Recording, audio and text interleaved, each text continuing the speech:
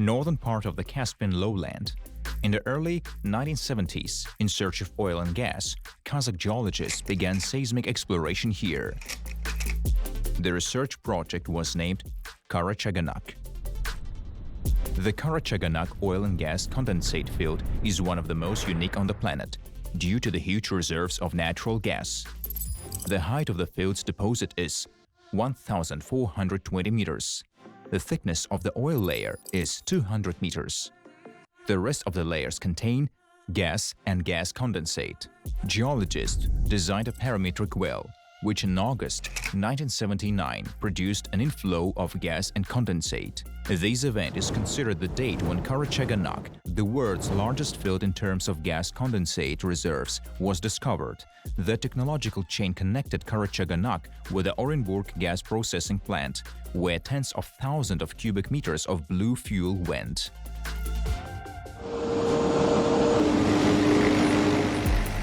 By the beginning of the 90s, dozens of wells had been put into operation at the field, and the infrastructure had been created. But due to the change in political and economic situation of the country, production was on the verge of stopping. The interaction between Karachaganak and Orenburg became more complicated. Since the late 80s and early 90s, we have produced about 22-24 million tons of oil in Kazakhstan. And in the first 3 years of independence, this volume fell to approximately 20 million of tons of oil. Kazakhstan's accession of independence and autonomy by the oil and gas industry destroy the previous scheme of exploitation of Karachaganak and create great difficulties for stable operation. Former partners want to buy gas for less than its cost. Funds from the sale of raw materials are not enough even to repair equipment. The threat of accidents that can lead to catastrophic consequences is brewing. The field needs modern technologies, which was simply nowhere to be found. Therefore, even on a Soviet Union scale, we didn't have our own equipment for such deposits. Kazakhstan faces the challenge of finding a partner who would help Karachaganak find its true scale and character of a gigantic and profitable oil and gas business. On behalf of the head of state, Nursultan Nazarbayev, the search for foreign investors began. First, without attracting investment, it is impossible to think about the economy in any case. In 1992, the government of Kazakhstan announced a tender for the right to further develop the Karachaganak field. It is worth noting that this was an unprecedented case for Kazakhstan to announce a competition among investors. The positive experience of working with Chevron and Tengiz allowed the country's leadership to set conditions for future investors. We had to choose someone among them. Such giants as British Gas, Egypt, British Petroleum and Norway State Oil participated. As a result, the proposal of British Gas Eni was considered to be the most suitable. Since the Anglo-Italian alliance had extensive international experience in gas fields and also made more profitable economic proposals. We set conditions that $500 million must be paid immediately for signing the contract. British Gas agreed. On the technological side, the alliance proposed to adopt a system of integrated field development, namely new technologies for the preparation and pumping raw materials through the pipeline system to oil and gas refineries in Russia and Western Europe, and the conversion of hydrocarbons into a marketable product. Any foreign company that comes to a new country comes with its own management system. Production management system, project management system, personal management system. The negotiation process about the terms of the shared participation of all parties in the Karachaganak project dragged on. The participating companies showed two different economic interests. A third party, Russia, also had its own goals, where the raw materials were to be supplied. In order not to stop the project, in 1995 the parties entered into a preliminary production sharing agreement. The main task of the interim PSA was to improve the safety of the field. It is associated with overhaul of wells with analog pressure and improvement of the emergency system. The purpose of this agreement was to invest purely in the field. After signing a preliminary agreement, the work to restore production volumes at Karachaganak began. Investors started to invest more than $70 million annually in the repair of old Soviet wells. Many wells were drilled at Karachaganak, which unfortunately were poor of quality. And all these wells began to get complicated and accidents arose that had to be repaired. These repairs were very expensive. There was criticism that instead of costly repairs, it would be more profitable to drill new wells. But the fact is that old wells posed an environmental hazard, especially for the local landscape. It was necessary to work ahead of the curve to solve environmental problems. Kazakhstan could start large-scale investments in the development of the Karachaganak field only after the conclusion of the final production sharing agreement, FPSA. And in November 1997, this long-awaited event happened. During the official state visit to the United States of President Nazarbayev, in the presence of the Vice President of the United States, Albert Gore, a historic document was signed. We went to Washington. The agreement was in the works for several days. It was thoroughly checked by the lawyers, and we also looked through the technical side. At the same time, as a part of business delegation, we got to know other foreign partners. The final production sharing agreement was signed by the heads of American Texaco, Italian Eni, British Gas of the UK, and Russian Lukoil. The contract, intended for 40 years, provided for the construction of new production facilities that will ensure the output of Karachaganak's products to the world market. Kazakhstan was seriously considering joining the Karachaganak consortium, but abandoned this idea. First, according to the agreement, the Republic already received a share in the production sharing. Secondly, at the time of signing, Kazakhstan did not have the investment potential to invest in the development of the field. We said that 70% belongs to us and 30% belongs to them. 70% is the share of the Republic. Therefore, it was not necessary to enter the agreement.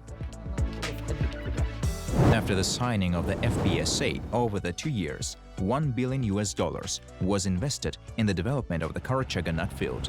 By the end of 1999, oil and gas production had doubled. Another $10 million, in accordance with the terms of the agreement, were located annually for the development of the social infrastructure of the West Kazakhstan region.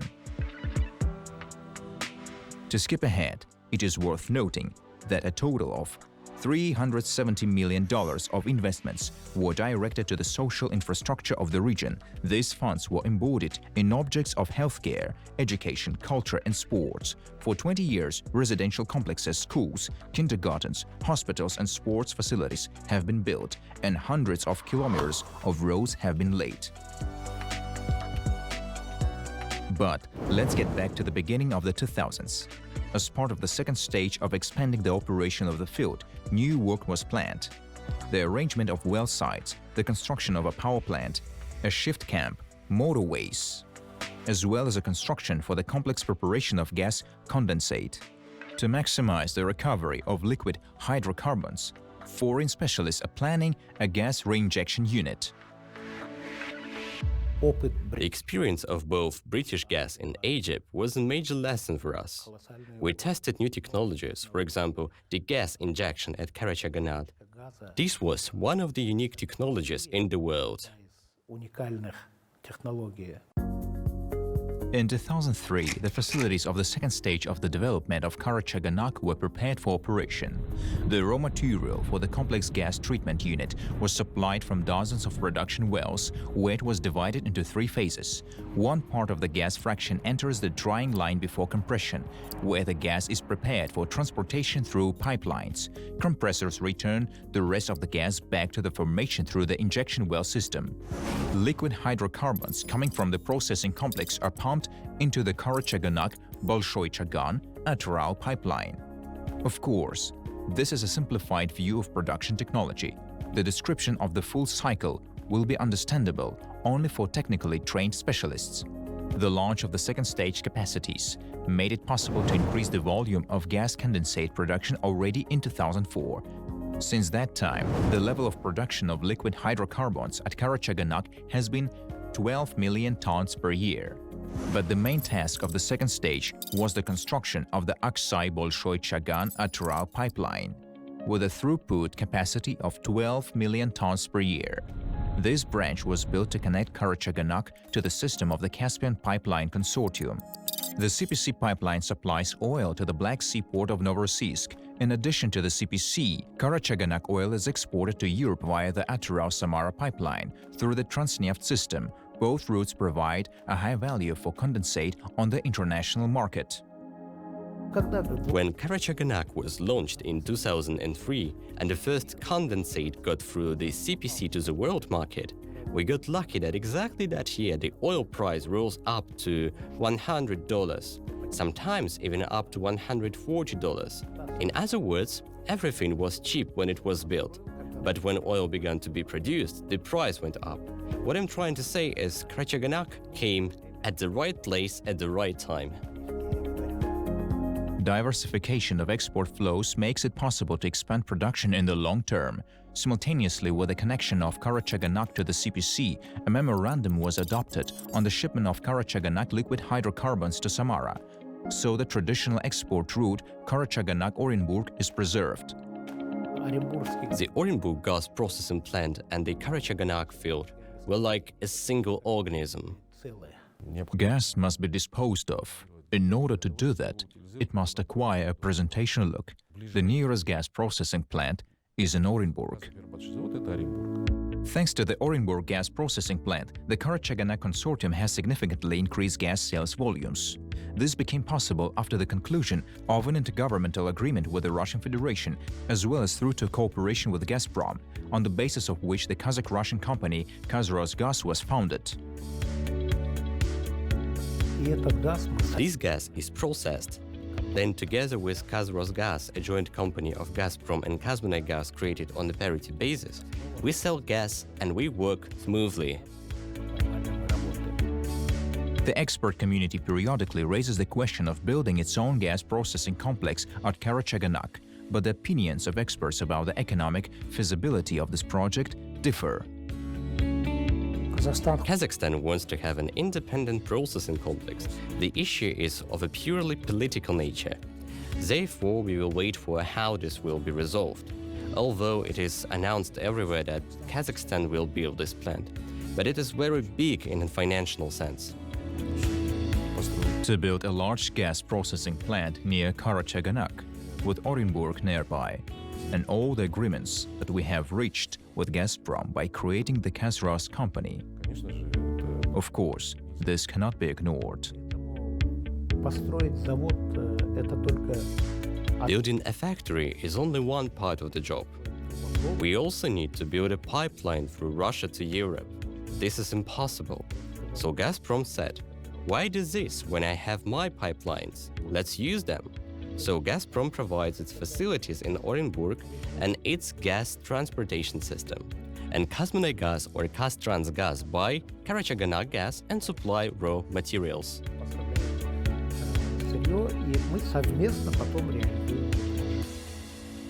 In 2007, the Karachaganak mega project returned all investments and began to bring dividends to shareholders. The issue of the national company Kazmunaygas joining the shareholders of Karachaganak Petroleum Operating is being discussed. As a result, Kazmunaygas acquired a 10% stake in the consortium in June 2012. In the mid-2010s, the gas utilization rate at Karachaganak reached 99.9%. The world-class level. The field uses the green burner technology, which eliminates the emission of harmful microparticles into the atmosphere. About $380 million was invested in environmental activities. In the development of the field, the use of modern technologies increased. Among them, the method of horizontal drilling.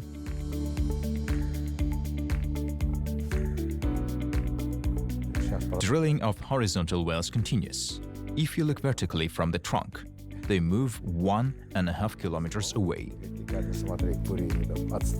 The method helps to increase the volume of oil production.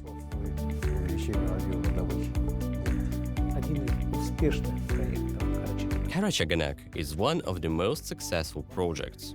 Very successful in all respects. From a technical point of view, from a political point of view, from an economic point of view, and from an environmental point of view. There is not even one bucket of sulfur in Karachaganak. This is how the technology was built correctly, so the plant works perfectly. It does not pollute anything.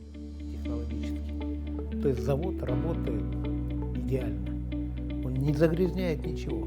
The consortium provides support to Kazakh commodity producers, increasing the share of local content to over 50%. Within the framework of long-term contracts, technologically complex products are purchased: separators, power substations, and transformers. Even drill bits are manufactured in Kazakhstan.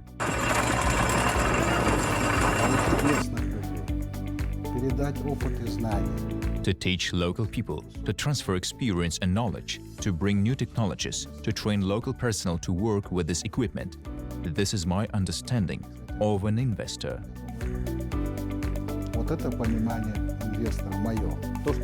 The fact that we have become a first-class global company today is largely to the fact that the state has decided to attract foreign investment. Everything else is secondary. 4,000 employees work at Karachaganak. 77% of them are Kazakhstan citizens. A program of professional training for graduates of Kazakh universities in the following specialties is being implemented: production operators, mechanical technicians, electricians, engineers, drillers, and interpreters. $280 million was invested in training of Kazakh specialists. In total, almost $29 billion was invested in the development of the field, and 227 million tons of gas condensate were produced. Since 1997, the country's budget has received $37 billion. All costs that were spent by foreign companies, they have already been returned and justified. Now there is already a net profit for Kazakhstan. We saw how production at Karachaganak increased from 2 million tons of condensate to 12 million. The production rose 6 times. It's something to be proud of. Successfully extracting oil and expanding production, the country's leadership understood that it was necessary to increase the volume of resource extraction.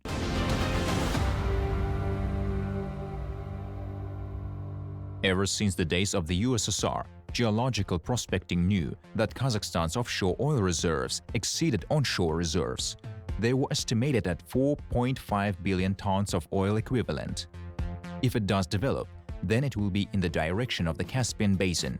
The oilmen did not know yet that the projected volume of oil would turn out to be much more significant, did not anticipate what problems they would face, but a new starting point for the offshore oil era of Kazakhstan had already begun. We knew that there was a huge field at the bottom of the Caspian Sea, and it would be wrong not to develop it. In 1993, the country's leadership identified a long-term perspective for the industry, the development of the Caspian Shelf. But after the collapse of the Soviet Union, the maritime boundaries of the Caspian states still had to be coordinated. Naturally, for this, it was necessary to legalize the territoriality of the Caspian Shelf. The political aspect in resolving this issue added risks to the offshore development project. We did not have an understanding to what extent the border issues were resolved between us and Russia, Turkmenistan, Azerbaijan, and Iran. This caused a certain deterrent. In addition to territorial issues, there were others. Experts knew that oil occurs at great depths, but how to get there? Challenging geological conditions required new technologies and multi-billion-dollar investments. Kazakhstan has over 120 years of history in the oil and gas industry, but nevertheless, Kazakhstan did not have experience in the development of deposits on the shelf. By the decree of the Cabinet of Ministers of Kazakhstan, the state company Kazakhstan Caspian Shelf is created. All the available materials of marine geological research accumulated over the previous period were transferred to the company, and the task was set to find foreign partners.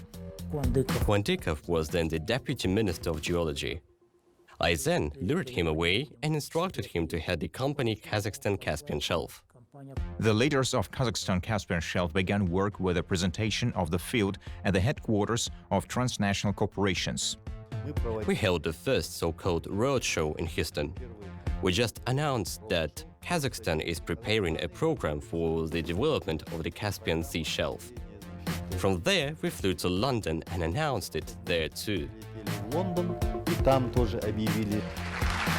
In our opinion, this had an effect of an exploding bomb. There was so much interest. Companies literally lined up to participate. Foreign companies were well aware of the reserves that are located there. Therefore, it was not news to them that large structures are buried. The news was that Kazakhstan is starting to develop the shelf of the Caspian Sea. American company Mobil was the first to sign a cooperation agreement with Kazakhstan. The deal with the oil giant heightens the attention of the investment community to the prospects for the Caspian Shelf of Kazakhstan.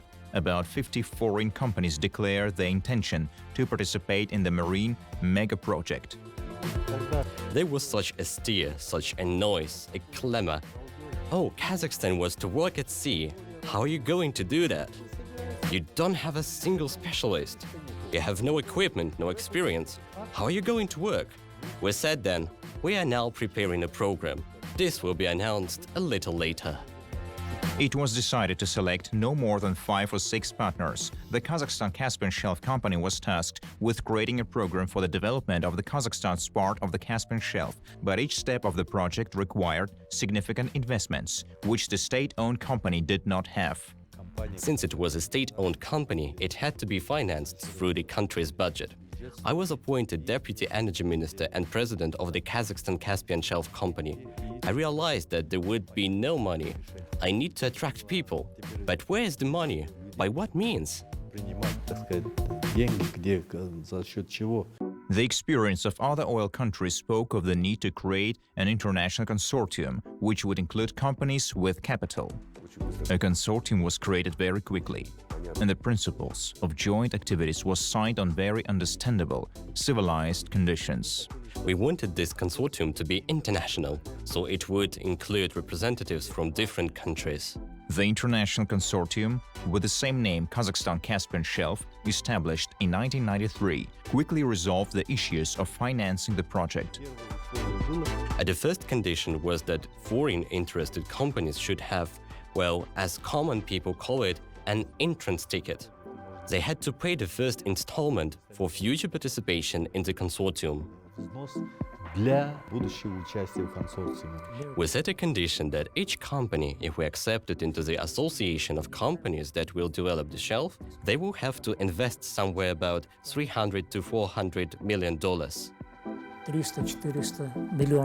All participants have equal shares, so no company could take on a leadership role. Kazakhstan Caspian Shelf is faced with the question of choosing the main operator. For example, we thought letting one foreign company manage a community of companies that came from different countries is wrong. One neutral company was needed to take over the management, and we saw only ourselves as such a neutral company. When we told them, the only one who supported us was Statoil. A Statoil spokesman supported us. Why? They said, yes, in the mid-60s, we were in the same place. We didn't know anything.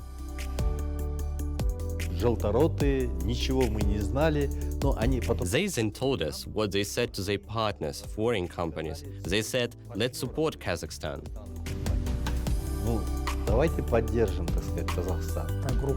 The group of people who were involved in this project had to do a lot. But nevertheless, we found contact with those people who worked on behalf of foreign companies. There was no experience, no knowledge, but the desire, of course, was very great. We selected people along the way and immediately made plans for their career development. And immediately, several people were sent to study.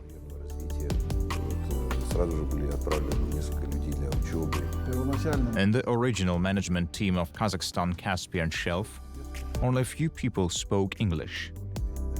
Everything was studied on the go.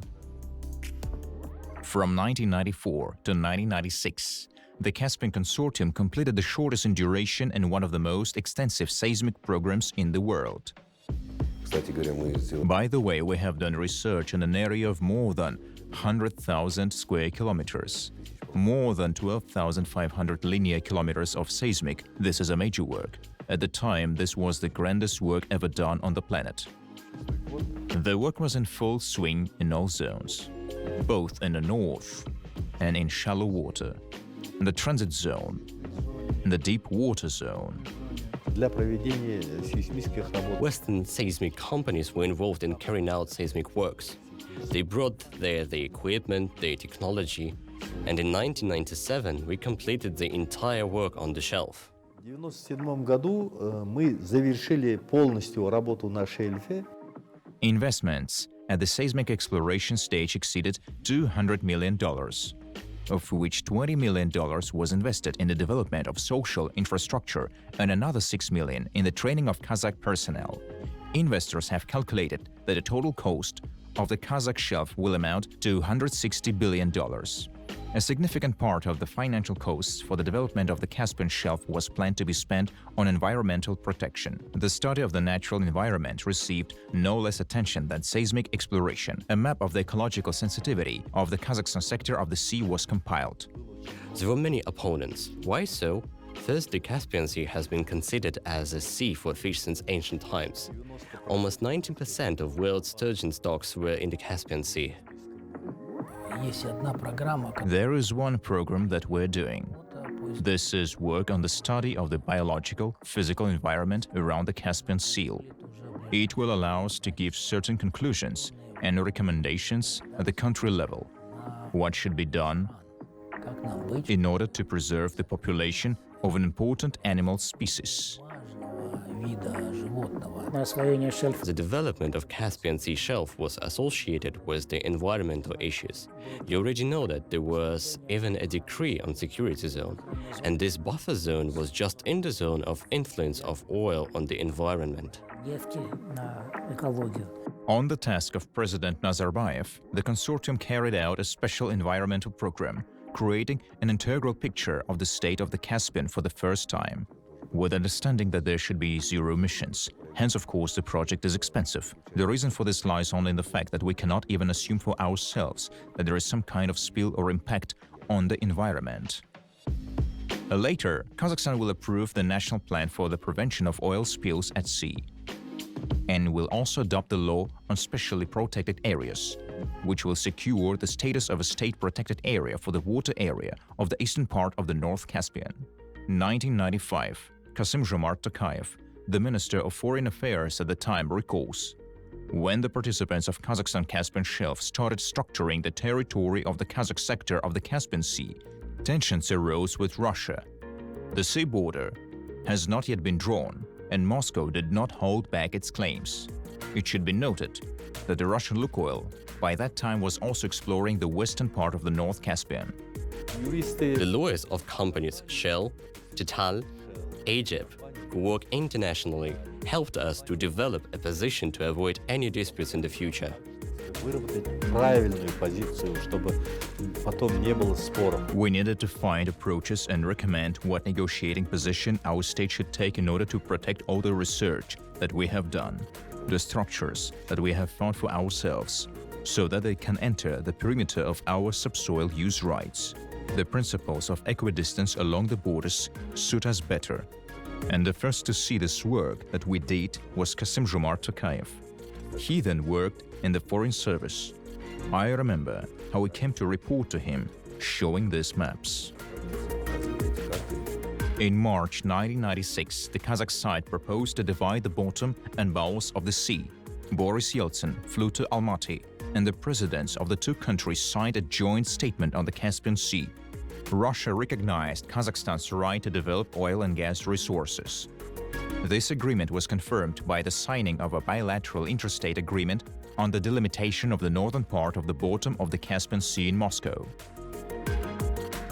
Subsequently, Kazakhstan and Russia will agree on the joint development of transboundary fields in the Caspian. For this, in 2002, Presidents Nursultan Nazarbayev and Vladimir Putin signed a protocol to the agreement on delimiting the bottom of the northern part of the Caspian Sea. The next stage in the development of the Kazakh shelf of the Caspian Sea is the most significant. In November 1997, during the visit of Nursultan Nazarbayev to Washington, a production sharing agreement for the northern Caspian was signed. It was signed by representatives of Kazakhstan Caspian Shelf member companies in the presence of US Vice President Al Gore. According to the agreement, the shares of the companies participating in the North Caspian Consortium were distributed. In order to more effectively promote state interests, in 2005, the national company Kazmunaygaz entered the North Caspian Consortium, acquiring 8.3% of the shares. In 2008, Kazakhstan increased its equity participation to 16.8%. The consortium begins exploration of promising structures. The Sunkar drilling barge became the main explorer of the subsoil. Offshore drilling is of course different from onshore drilling. Therefore, a barge was required on which wells could be drilled. Therefore, the barge Sunkar was used in the shallow part of the Caspian Sea. Working on the Kashagan project for the first time, who built icebreakers of such a class that they could work in shallow water. In 1999, the barge Sunkar was launched, and in 2000, it discovered the Kashagan field. The well, with a depth of 5,100 meters, produced a powerful oil inflow. The consortium notified the country's leadership about this, after which Nursultan Nazarbayev officially announced the discovery of the Kashagan oil and gas field. At our request, he participated at the ceremony, which is traditional to the customs of oil men. He smeared the faces of people who were with the delegation with Kashagan oil, which we took from the block. There were Akim of the region, minister, president of Kazakh oil. It was very encouraging. Of course, Kashagan is the country's future. Kashagan field, Kazakhstan's sector of the Caspian Sea, is deposit area 75 by 45 kilometers, depth 4,200 meters below the sea bottom. The total geological reserves of oil are estimated at 38 billion barrels. Natural gas reserves over 1 trillion cubic meters. Kashagan combines many complex climatic and geological tectonic problems that make the project difficult and capital-intensive. The development of the Caspian Sea has a certain specificity, a certain difficulty. Ordinary fields have a normal pressure. At a depth of 1,000 meters, for example, the pressure is 10 atmospheres. At the level of 5,000 meters, 500 atmospheres. Here it is 2 times more. The productive strata is located at a depth of more than 4,000 meters.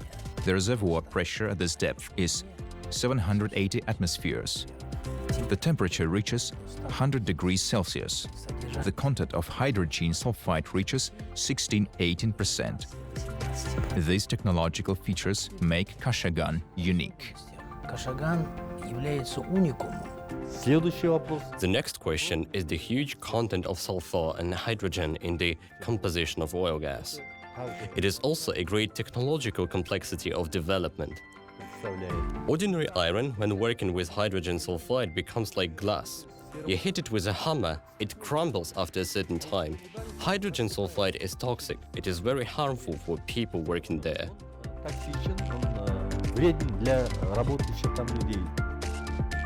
This deposit is located in the sea, and in winter it is covered with ice. Ice field of the entire northern Caspian. This ice field is subject to movement.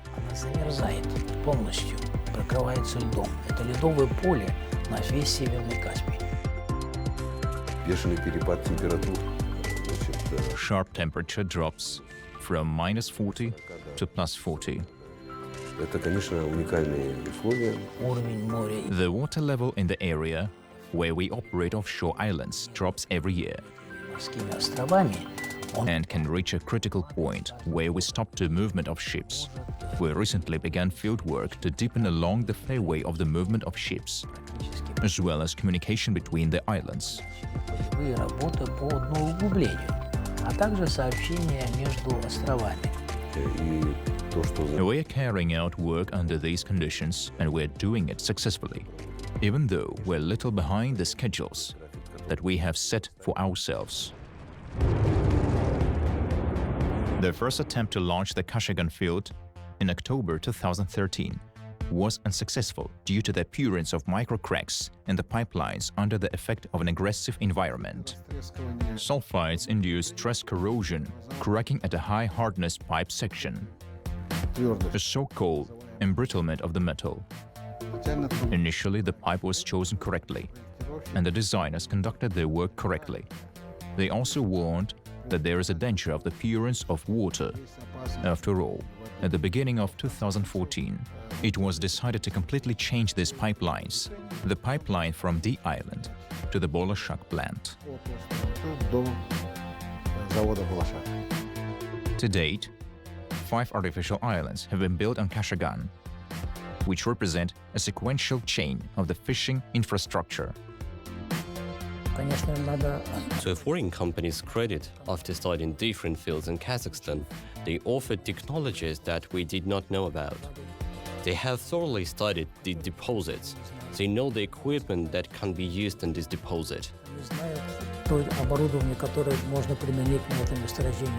The operational and technological complex. Island D is practically a city. In the Kashagan project, the main island today is Island D. This is the main production center, where all the equipment for gas separation, oil treatment, etc. is located. The central complex for the processing of downhole raw materials is based here. Equipment for oil and gas separation, a gas dehydration unit, a sour gas injection unit, and control systems. Everything that is installed on the islands, how wells were drilled, the arrangement of wells, the equipment inside the wells, equipment for pumping wells, wellhead equipment, equipment located on the D island for gas separation, water distribution, life support, all of it are the most modern equipment. Hydrocarbons separated into oil and gas fractions are delivered from the D island to the onshore complex, the Bolashak plant. Here, oil, which has undergone primary treatment, is brought to marketable condition, and the purified gas is used for internal fuel needs of the offshore and onshore complexes. There were big disputes over the reliability of this equipment. But with great joy, I want to say that the equipment, both on the D island and at the Bolashak plant, has proved its worth.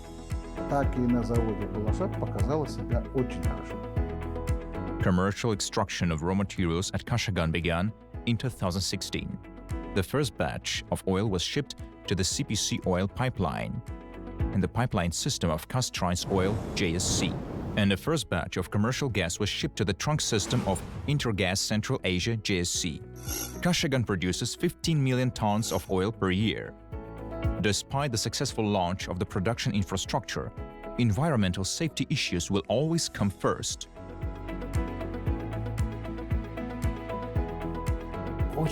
It is very important to note our readiness to respond to oil spill situations. In this regard, we have deployed 2 ground-based bases. These bases are operated by 100 specially trained specialists, whose competence is honed every year.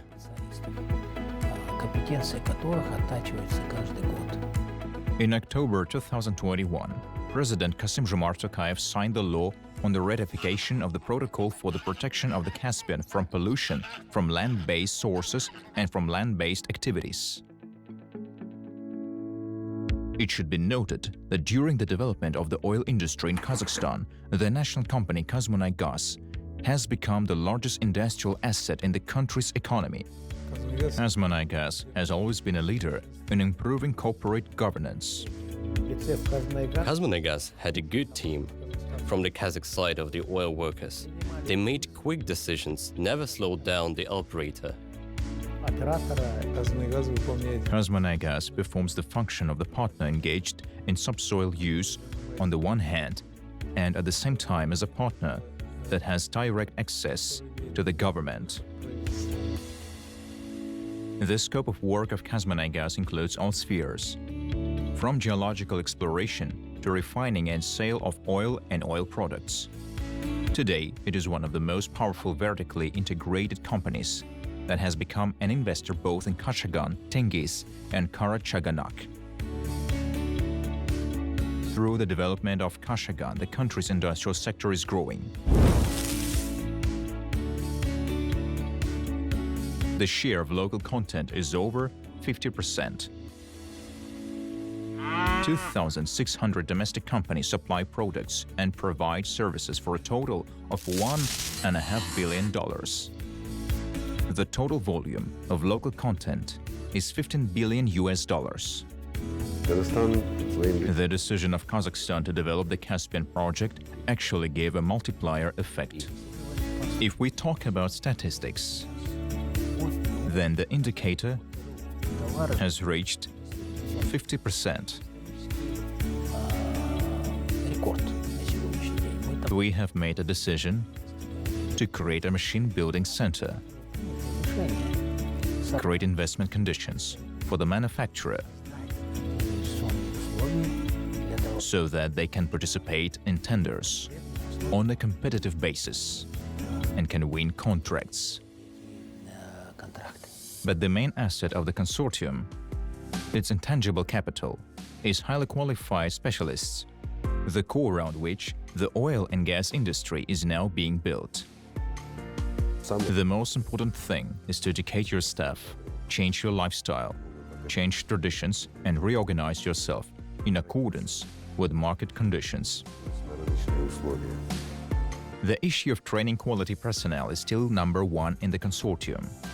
Raising highly skilled workers is no less important task than organizing the production process. Our specialists, young people, started and had an internship, worked in the West, learned how to work with Western technology and mastered it. And as a result, today in Kazakhstan, there are a lot of Kazakh specialists who can not only work on an equal footing, but can also manage production. In many projects today, our local specialists are the main production supervisors.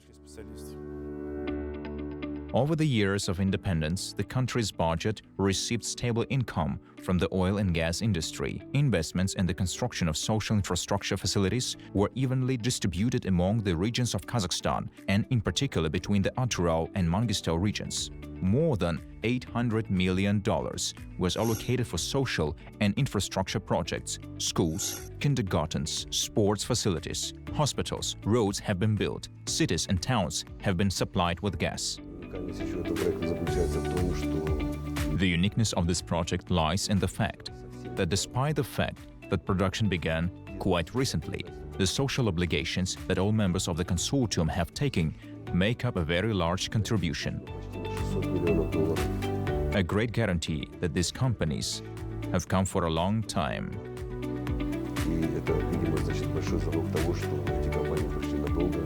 In each contract, be it Tengiz, be it Kashagan, be it Karachaganak, we included the point of financing projects that are required for the social development of a particular region. What is the uniqueness of Kashagan? Inu discovers a knowledge that it is a marvelous scientific and engineering piece, or in overcoming difficulties and pushing the boundaries of what is possible. Everyone has their own answer, their own bar, and their own expectations. The uniqueness of Kashagan is first of all in its reserves. Kashagan reserves are among the top 3 world deposits. We have 3 of them here. The cash flow generated by our enterprise is now comparable to the top 500 enterprises in the world. In terms of reserves, our field is among the top 10 largest in the world. Its geological reserves amount to between 1 and 2 billion tons of oil. It is one of the 10 largest deposits in the world.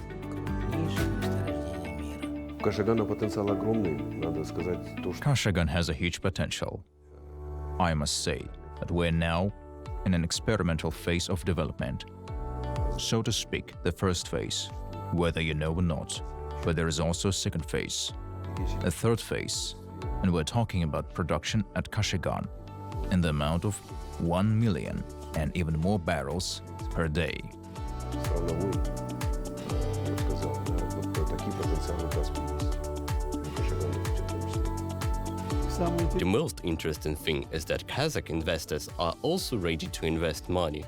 And we saw that although there is definitely a fluctuation in the market, there is quite a lot of interest and big competitions going on in some seemingly unpromising areas.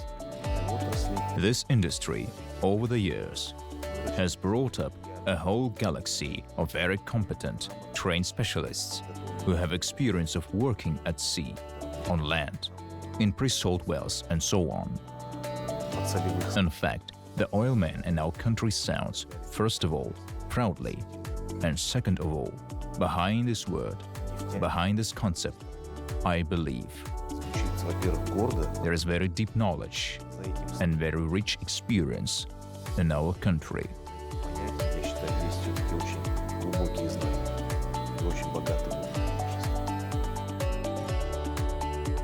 As for the future of the oil industry, as for the generation of oil workers who grew up on the rig and became company leaders, their vision of the future as always is practical and business-oriented. No matter what we say about the transition of green energy, still our country, the economy of our country, and many other oil-producing countries depend on production of oil and gas. Да, действительно, идут очень большие споры. Indeed, there are very big disputes today, big discussions. There is the Paris Agreement. Kazakhstan is a part of it. There are requirements to reduce greenhouse gas emissions. My personal opinion is that Kazakhstan has nothing to worry about the future of the oil industry. At least the role of gas will grow, and oil will also be in demand until at least 2050. There is no reason to worry. Нефть также будет пользоваться спросом, по крайней мере, до 2050 года. Повода для волнений нет. То, что в структурах... Geologists say that the structures of Caspian Basin have other structures that will produce oil. The only thing needed is to find them, like in the project Eurasia. I know that Kvantikov and Karabalin are the authors of this project. Они являются, так сказать, авторами этого проекта, но воплощение этого проекта будет зависеть от результата бурения. The project Eurasia, which was announced 5 or 6 years ago at the Kazakhstan Forum, is focused on opening new horizons. The era of light oil, light discoveries has passed. Now, starting from March 1st, 2021, the Eurasia project has begun its work. And now, there is a collection of all geological and geophysical materials, reinterpretation with modern technologies and methods. We will open this up for future generations. When everyone runs out of oil, we will have new oil fields in Kazakhstan. Нефть кончится, у нас будет новые нефтяные, так сказать, месторождения в Казахстане. Kashagan, as symbols of independent Kazakhstan, due to the efforts of pioneer geologists, oilmen, engineers, and workers. Landmark deposits were discovered that ensure the development of the economy and the financial well-being of the state. For all of us, these are important pages of history.